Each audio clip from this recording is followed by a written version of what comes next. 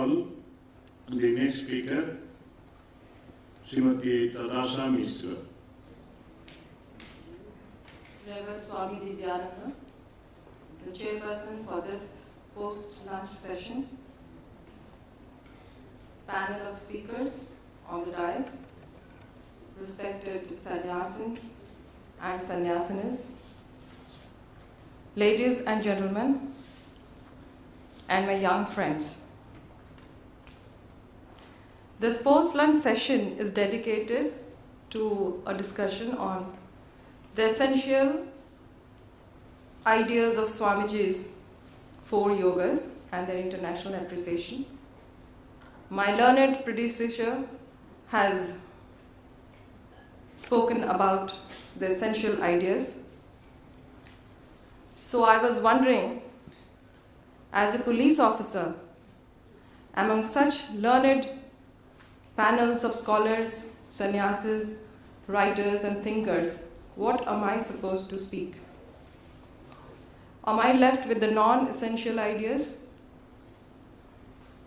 Are you ready to listen to what I am going to say now about what I think are the ideas of Swamiji regarding the 4 yogas?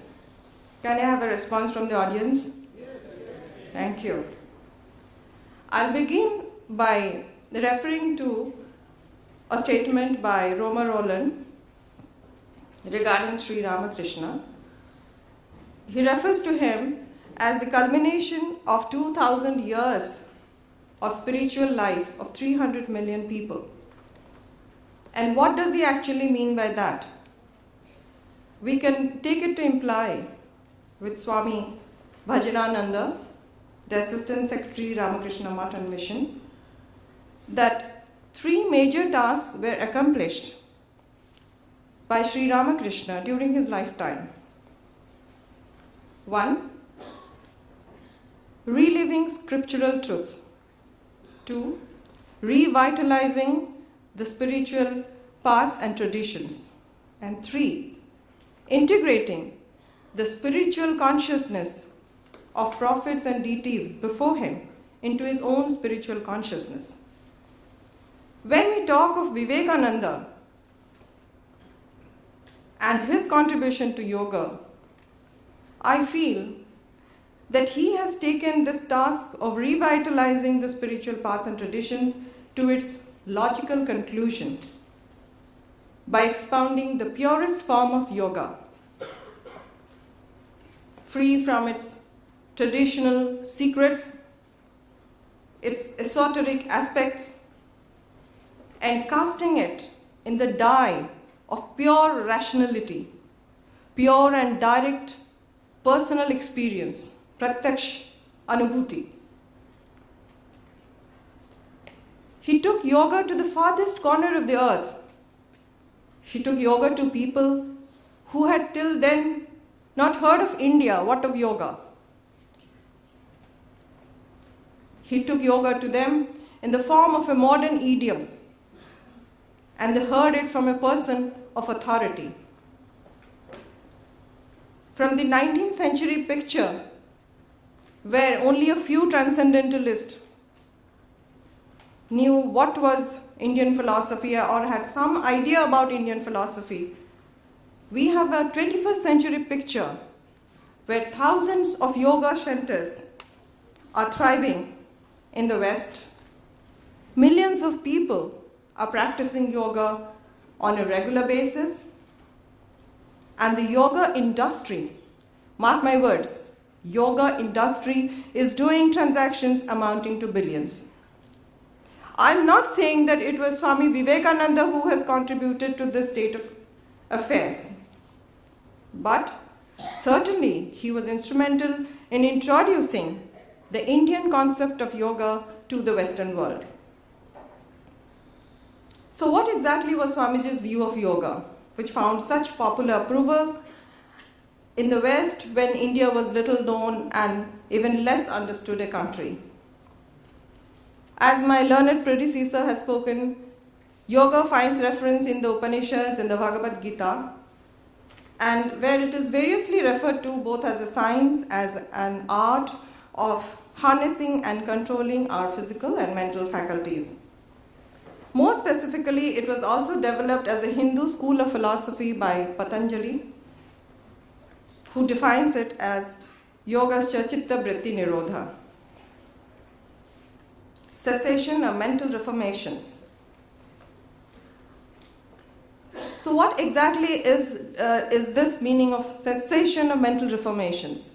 I personally feel that Swami Vivekananda wanted it to imply conservation of speech, of thought, of action, of time-oriented and prioritization of everything we think, we do, we commit ourselves.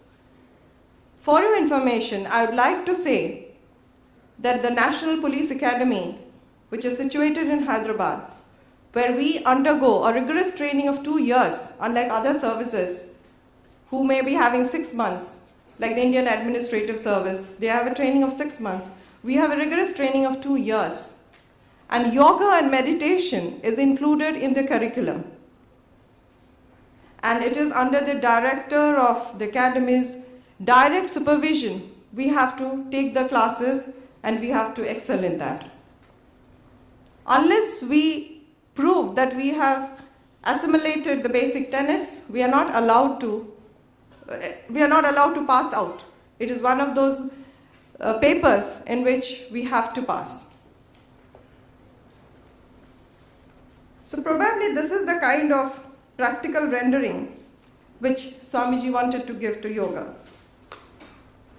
Coming back to the 4 yogas, Swamiji endorses Jnana Yoga as a means for human salvation. In his talks on Vedanta and Indian life, he refers to the famous illustration of the 2 birds from the Upanishads. Dva Suparna Sayuja Sakhaya Samanang Vriksham Parisasujate. Upon the same tree, 2 birds of beautiful plumage are sitting, one on the top and the other on a lower branch. The one on the lower branch is eating fruits, sweet and bitter, is happy and sad alternatively, whereas the bird on the top branch is free from any of the swings. The bird on the lower branch keeps on looking at the bird on the upper branch and keeps on admiring, and slowly he is drawn to the bird on the upper branch. Ultimately, he realizes that the bird is not different from me. The light which is playing around the plumage of the bird is actually the light which is playing around me. This transformation is the revelation. Swamiji always wanted us, he in fact exhorts us, while talking of Jnana Yoga, he exhorts us that you should arise, awake. There's a famous saying, arise, awake and stop not till the goal is reached. Uttisthata jagrata prapya varan nibodhata. But while he exhorts us into action, into spiritual revelation, he at the same time puts in a word of caution. The path is not very easy. This path is sharp as razor. You watch out, he said. The human self is like a chariot. If you allow, this chariot will go downhill steeply and fast, drawn by the horses of our senses. And what is the road? The road is the road of sense objects. So the intellect, which is the charioteer, should always keep the mind in rein. So in this context, proper control of the senses is very much stressed. Even Sri Ramakrishna states that the indeterminate Brahman cannot be realized if even a slight trace of yearning for worldly objects is left. If even the slight trace of yearning for worldly object is left, then this becomes impossible. We all know about the story of Sri Ramakrishna training himself in supreme realization of the Advaita in Totapuri. We know how it was becoming difficult for him to have the ultimate realization, because every time he used to concentrate, the face of his beloved deity, Mother Kali, used to come in front of him. So finally, Totapuri took a piece of glass and made a mark here. He said, "You concentrate here." So Sri Ramakrishna concentrated, and as he says, as you must be knowing, all of you, he took the sword of discrimination, and immediately his mind went into Nirvikalpa Samadhi. So there is a story which I'll tell you what happens when we don't control our senses and still a trace of longing remains. There was a sadhu, like the modern day sadhus, which we all know, so many times we see them in the TV. He announced to his disciples that one of these days I'll take samadhi, and when I take samadhi, you will hear a bell is ringing. You will hear a bell is ringing. Then you'll know my Atma is free. So the day came when he had one of his favorite mango orchards. He went and he laid down underneath a nice mango tree with rich, ripe, yellow, juicious mangoes. And finally he took samadhi. His ardent disciples were waiting when the bell will ring. Did the bell ring? No. The bell did not ring.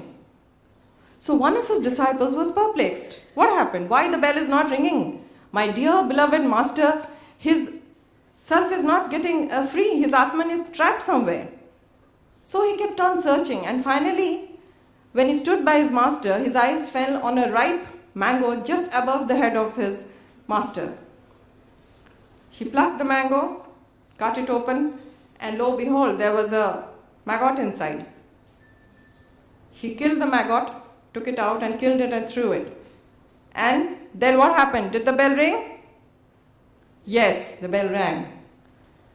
This is a small story which tells us that the smallest of inclination, the smallest of longings can really be a hindrance in the path of realization through knowledge.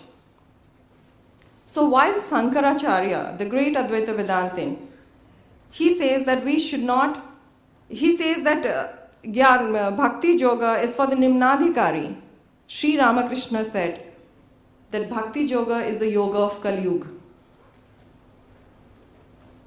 Jnana Yoga, the path is so difficult. Shurasya dhara nisita durattaya durgama pathastat kavayo badanti. It's so difficult. The ordinary man in Kali Yuga has to fight for his food. Where is the time for him to do dhyana, to go for Raja Yoga, to go for Jnana Yoga? Let him concentrate on Bhakti Yoga. Even Swami Vivekananda says, one single moment of madness, of extreme love, brings us eternal freedom. One single moment of madness, of extreme love, brings us eternal freedom. Bhakti is extreme love of God. But mark it is not the love for worldly attainment. Sri Ramakrishna sent Vivekananda when his family was in distress to go and pray Mother for relief. He went once. Swamiji was against image worship. He went once, but he saw the Mother Kali conscious, smiling. He could not ask for worldly things. He could not ask for relief of his family. He came back to Sri Ramakrishna. So he asked, didn't you ask? No, I couldn't. He sent him again. Again the same thing happened. Swami Vivekananda was very much against the love of God for worldly attainments. I'm sure all of you must have seen a movie which had come in recently, Oh My God. Has anybody seen the movie? Yes. This is the This is the theme, what was there in that story, that you should not love God for some worldly attainments. Swamiji says it is better to be an atheist than love God for something in this life, to get something in this life. At times he considers Bhakti Yoga greater than Karma Yoga, because he feels that Bhakti Yoga is its own fruition, its own end, while all other yogas are directed to something else other than itself. In her introduction to Swamiji's complete works, Sister Nivedita writes, "If the many and the one be indeed the same reality, then it is not all modes of worship alone, but equally all modes of work which are paths of realization." Swamiji too says that workshop, the study, the farmyard, the field are all true and fit scenes for the meeting of God, just as the cell of a monk or the door of a temple. When he returned from the West and spoke to devotees in Rameshwaram, he clearly transformed Bhakti Yoga to the service of the poor, the service of needy. Shiva Jnane Jiva Seva. He defines Karma Yoga as the greatest silence and solitude in the midst of intensest activity, and in the midst of intensest activity, the greatest silence and solitude of the desert. If one has attained this, then one has learned the secret of work. What does this mean? Ultimate detachment to the fruit of action. I'm not saying that you should not be mindful of the consequences. Whenever you are doing something, you should be mindful of the consequences. But you should not be guided by the consequences. I will do this work. If I do this work, then I'll get this result. Swamiji considered Buddha as one who actually carried the teaching of Karma Yoga into perfect practice. He said Buddha did not care for any theories. He didn't want to know or preach God. He didn't want to elevate himself into a messenger of God or an incarnation of God. He merely advocated, be good and do good. This will take one to whatever truth that really and ultimately is. Do good and be good. This will take us ultimately to whatever truth that is. This is why, even from the police service, I am here to tell you that this work, this service, is what actually counts. In the service, all our actions are oriented by proper information. If we go for an operation without proper information, how many men are there, how many arms they are taking, where there's a spotter, where there's people, we are going to fall into trouble. This applies to others, even the students also. They should be properly informed about the curriculum, the course. If they're learning Spanish, they should know what the course involves. As my liaison, the person was given in liaison, the student he was telling is learning Spanish.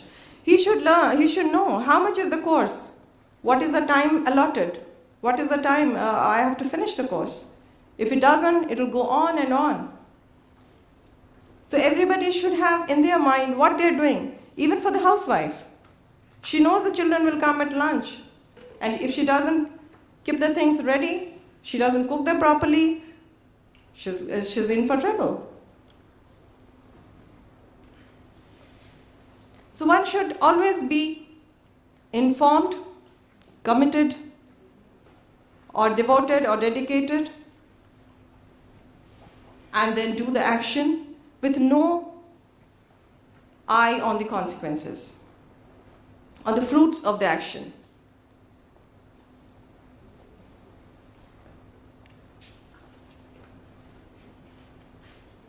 I will tell a small instance from my own career.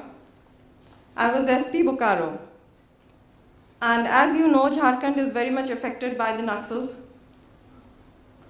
So all the time there was a pressure to undertake operations against them, to get arrested. We had to give figures of how many arrests, how many encounters, how many weapons we got, how many cases solved, always there is a stress on numbers. But there were villages where the police, where the administration had never gone. So I just planned, let us have a football tournament in one of the most interior villages, where never ever police had gone. So we took the information, the feelers were sent, we got a very positive feedback that yes, people